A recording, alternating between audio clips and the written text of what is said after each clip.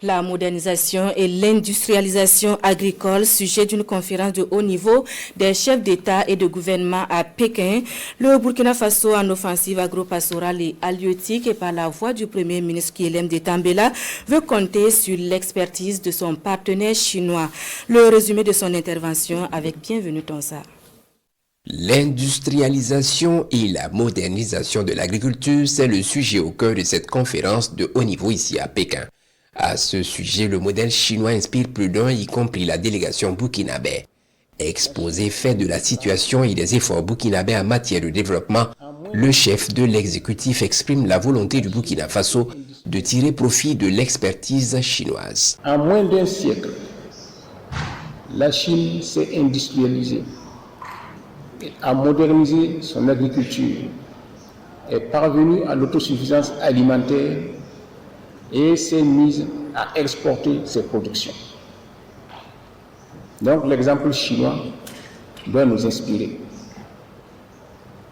Mais la Chine a réussi cette prouesse à cause de l'étendue de son territoire, du grand nombre de sa population et de son unité, et surtout l'unité politique, dans la volonté d'agir.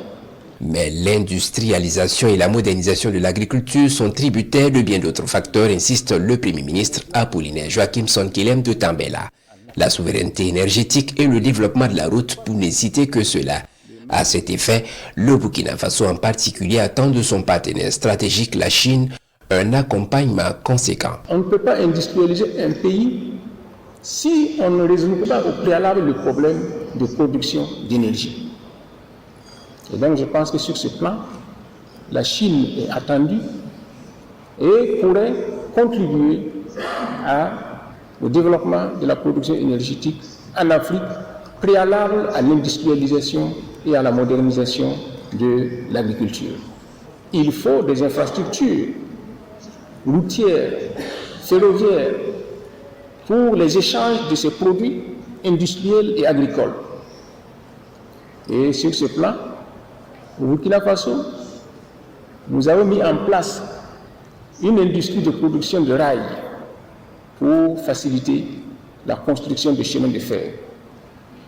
Et là-bas aussi, nous attendons la contribution et l'expertise chinoise pour leur réalisation prochaine. Le chef du gouvernement ne perd pas de vue le développement du capital humain dans le partenariat avec l'Empire du Milieu qui pour lui a intérêt à une Afrique unie et développée. Si l'Afrique se développe, les Africains auront plus de pouvoir d'achat, pourront beaucoup plus commercer avec la Chine et les échanges se multiplieront. Donc, nos intérêts sont partagés. Autant l'Afrique a besoin de la Chine pour se développer, autant la Chine a besoin de l'Afrique pour se développer également, parce que avec les échanges, ça produit, n'est-ce pas, un effet de stimulation. En rappel, le président Xi Jinping s'est engagé hier à allouer à l'Afrique 50 milliards de dollars de financement, soit plus de 29 000 milliards de francs CFA sur 3 ans. Et dans les 10 actions de partenariat sur la modernisation, les 3 ans à venir, figure en 7e posture le partenariat pour le développement de l'agriculture.